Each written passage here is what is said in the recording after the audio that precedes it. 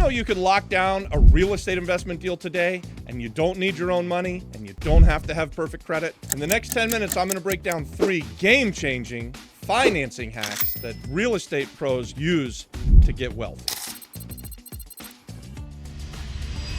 Most people think you can't be a real estate investor unless you've got piles of cash. But in reality, the money doesn't matter as much as the deal. In fact, we like to say it this way: the money's not the most important part of the thing. You are. The real estate investor. You find the deal.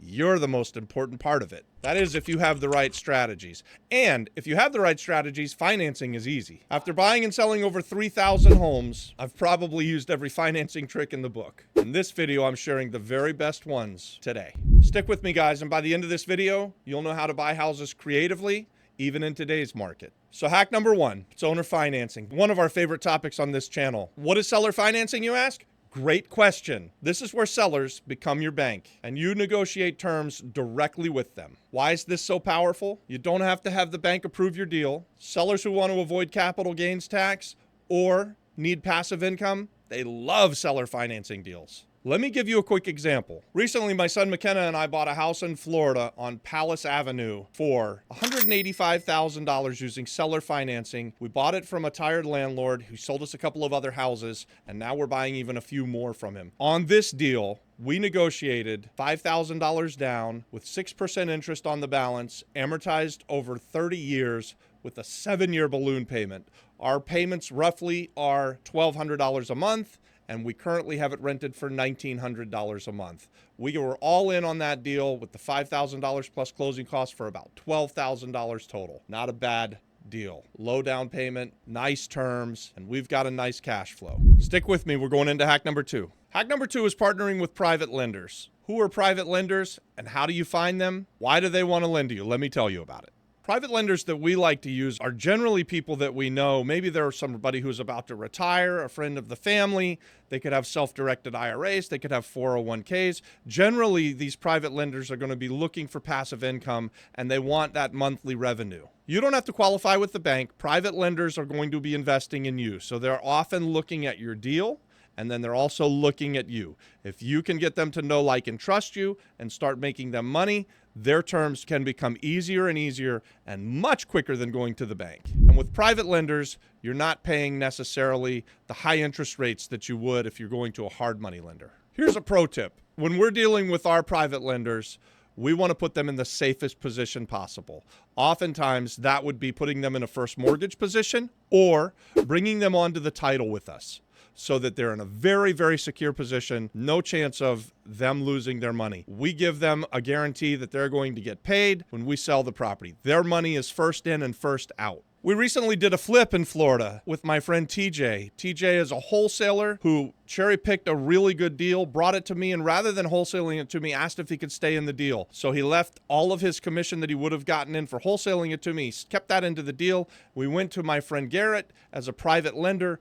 Garrett put up the money for us to buy the property, renovate the property, and then when we sold the property, Garrett got paid back first. He made some interest along the way, and TJ and I split the profits. That was a tremendous deal that we just did. Hey, if you don't have a private money lender or you can't think of anybody that might become your private money lender, why don't you join us over on School? It's free. The link's in the description. Inside of the Flip Flop Flipper real estate community, you're going to find 11 or 1,200 other real estate investors, potentially private lenders, definitely hard money lenders, wholesalers. Everything that you need to become a real estate investor is over there inside of the Flip Flop Flipper real estate community. And again, it's free. The link's in the description. All right, let's get into hack number 3. This is the really dirty, nitty-gritty lease option or rent-to-own deals. This is for people who really don't have anything at all to put into the deal. You have to have some place to live anyways. When you are talking to your landlord, you can negotiate a lease-to-purchase contract. Very often, I have tenants come to me and say they would like to rent the property from me with an option to purchase it. We will almost always give them that option as long as they're good tenants who make their monthly payments on time. Why do we do that as landlords? Because people who have an interest interest in ownership will treat your house better. So it's very attractive to your landlord if you go to them and say, hey, I'm glad that I get to sign another year lease, but I'd really like to buy this place. Would you consider giving me an option contract, a lease option? So you rent it, you live in it, you have an option to purchase it. You don't have to put anything more down as if you were just going to rent it to live there anyways. And your landlord's going to be happy in most cases to offer you that leased option contract. Why is this important for you? So I just told you why the landlord might like it, but here's why you could like it. You're going to lock in the price today. So let's say you're moving into a house, you're going to spend $2,000 a month, and you say, hey, Mr. Landlord, I'd like to have an option to buy this thing for $250,000 or $300,000, whatever the market is today. Lock in your option for 2 to 5 years, and then you're able to buy that property at some point in the future once your credit is better, once you've got a way to qualify for the loan. There's other times that you might consider a lease option. If you've got a seller who's a little bit stubborn and he doesn't want to commit to a sales price, you can offer him an option to purchase in the future at appraised value. So you may go under a lease that you rent at current market rents or maybe slightly below current market rents, and you're either going to live in it or possibly you could be doing Airbnb arbitrage, or you could be doing just a rental arbitrage, and then you lock in the ability to purchase it in the future at appraised value. When you're setting up these lease options, you're going to want to negotiate the price that you're going to pay for your option. So how much money are you going to put down towards the option? What are you going to pay for the property when you close your option? And what are your monthly payments going to be? What is your rent? Also, you can negotiate things like extra money that you're going to put down towards the purchase of the property. So you might have a project or a property where you have an option to purchase it for $100,000. Your rent is $1,000 a month. You're going to give them $5,000 for the option contract. So when you close, you're going to be closing at $95,000.